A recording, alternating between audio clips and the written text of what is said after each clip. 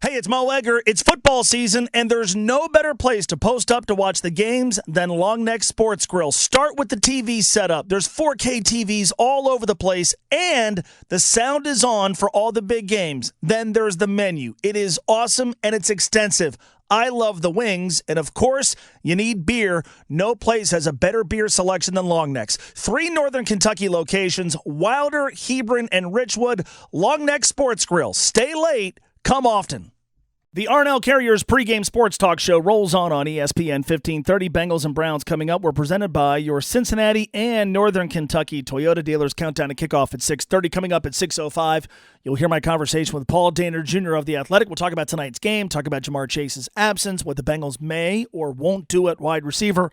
That's obviously the big storyline tonight, certainly from a Cincinnati perspective, but I would argue from the perspective of anybody watching tonight, what does this offense look like without JaMarr Chase? How does Joe Burrow, who has been playing so well recently, how does he do without JaMarr Chase? We'll find out tonight starting at 8:15.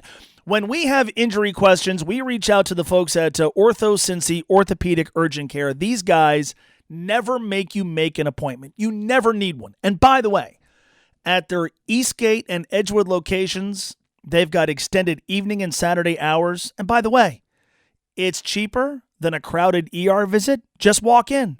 OrthoCincy Orthopedic Urgent Care, OrthoCincy.com. That's OrthoCincy.com. Dr. Adam Metzler is with us from OrthoCincy. Let's start with the initial prognosis here, which was he goes on the injury report with a hip flexor strain, reportedly. Now, he's going to miss weeks after he played last week. He reportedly is dealing with a torn labrum and a stress fracture. How do we go from the hip flexor strain to what we're talking about right now? Really depends on the approach they took. But if they got an MRI up front, maybe they didn't see a little labral tear. But in general, we're not going to see hip flexor strains progress that soon to a labral tear. Hip flexors are the main muscle groups. And there's 5 major hip flexors that kind of lift your thigh. They lift your leg up. And high-level athlete that's doing significant cutting or pivoting like JaMarr Chase and other NFL receivers and defensive backs, et cetera, they're prone to these injuries, and essentially they're stress injuries to the muscle groups, the hip flexors, that is, and they cause pain like any other injury you would see, whether it's a quad tendon strain or hamstring strain. And they can nag for a while. I think a 4 to 6 week window is fairly normal for a bad hip flexor strain to recover from. Now, it sounds like they got some advanced imaging, such as an MRI, as they progressed along in his care and potentially noticed that he had what sounds unlikely is a small labral tear based on reports that are out there. And a lot of times those can be managed non-surgically, and not all hip labral tears need surgical intervention. And so the hope, obviously, is some optimism, 4 to 6 weeks, maybe 4, whether someone's an elite athlete or a not elite athlete, we still try to get them back safely. So hopefully that's still the intent, and obviously is their intent to do that safely for a high-level athlete like JaMarr. So I think that's the window that we have right now and the information we have available. All right, so there's no surgery, at least as of now. No surgery, and obviously he's going to need time to heal. But in that window of time that he's out, what does his treatment look like? Yeah, so he's probably going to be on a scheduled anti-inflammatory medication, some type of ibuprofen-based medication, what we call a non-steroidal anti-inflammatory. He's going to definitely be doing physical therapy, working on maintaining and obtaining range of motion of the hip joint, maintaining and improving hip strength. They'll likely be doing different type of modality treatments that physical therapy does, things such as what they call ultrasound or modality-directed medications, potentially even things such as dry needling or other type of localized injections that they may be using to help reduce inflammation in that zone or area. And you kind of take an injury like this and you make sure you back off from having pain. So that rest component is obviously important for healing.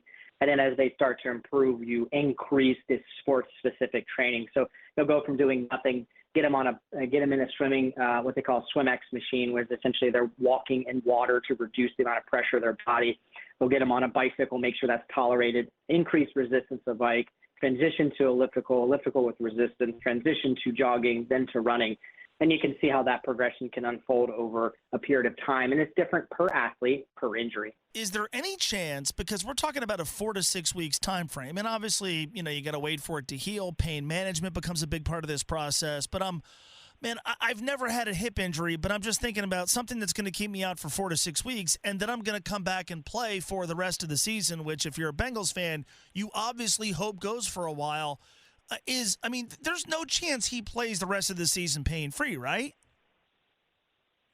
These things are kind of a mind of their own. Some of these hip flexor strains will nag the entire season. You are correct.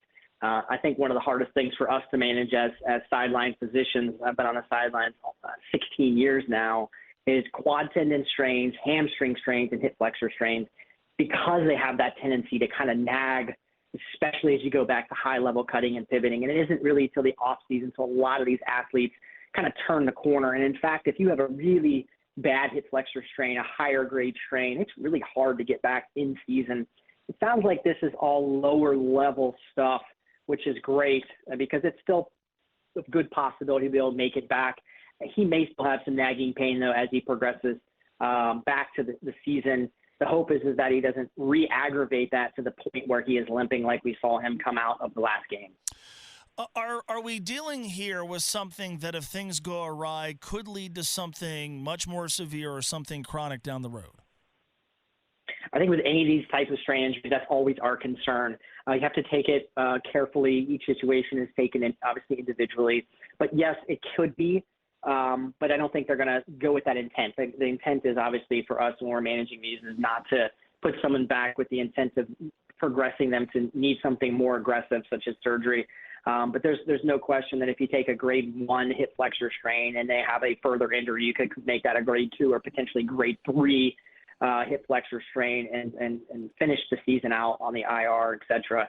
I think they're going to take their time, do it the right way, and if it happens to progress something farther, then so be it. If we're talking more about labral tears, a lot of labral tears are managed non-surgically. For ones that may progress due to further injury, then those may require surgical intervention and labral repair and hip arthroscopy or hip scope. Okay. There's a generation of us for whom you hear about a hip injury involving a football player. We can't help but think about Bo Jackson, who famously in a game against the Cincinnati Bengals was tackled, suffered a hip injury, and then never played professional football again. He did come back and play Major League Baseball for a few years.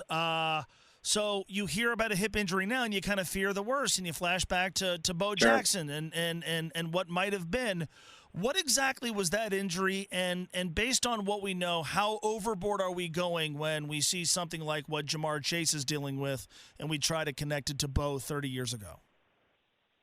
I think it clearly very different. I think the Cincinnati fan base, hopefully from my medical experience, I would not even put those in the same category or worry about that at all.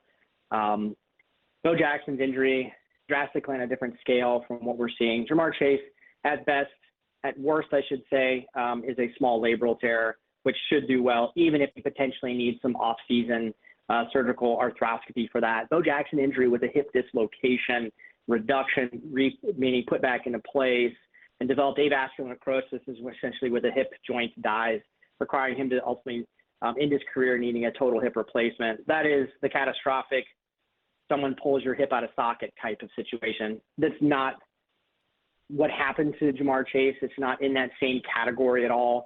So I'm not worried about that. I think JaMarr's going to have a good recovery here and be back on the field safely in the next 4 to 8 weeks in that time window, and hopefully makes a good run down the stretch for us as we go into the playoffs. Let's hope so. Very informative stuff. Dr. Metzler, thanks so much. Hey, thanks for having me on again, guys. I really appreciate it. Dr. Metzler, thank you. That's Dr. Adam Metzler from OrthoCincy Orthopedic Urgent Care. Eastgate and Edgewood locations, extended evening hours. So if you need them tonight, those locations are going to be open for you for your convenience. And those locations are also open on Saturdays, which is worth mentioning. If you're a weekend warrior or if you have kids who are playing sports on Saturdays, they've got hours on Saturdays, and you do not need an appointment. You could just walk in. It's going to be better than a crowded ER, certainly cheaper than a crowded ER. You never need an appointment. Again, go to OrthoCincy.com. That's OrthoCincy.com. All right, so on the field, how do the Bengals account for JaMarr Chase's absence? Paul Dehner Jr. answers that question and more next. This is the R+L Carriers pregame sports talk presented by your Cincinnati and Northern Kentucky Toyota dealers, with you till 6:30 when Wayne Boxmiller has countdown to kickoff on the home of the Bengals, ESPN 1530 Cincinnati Sports Station.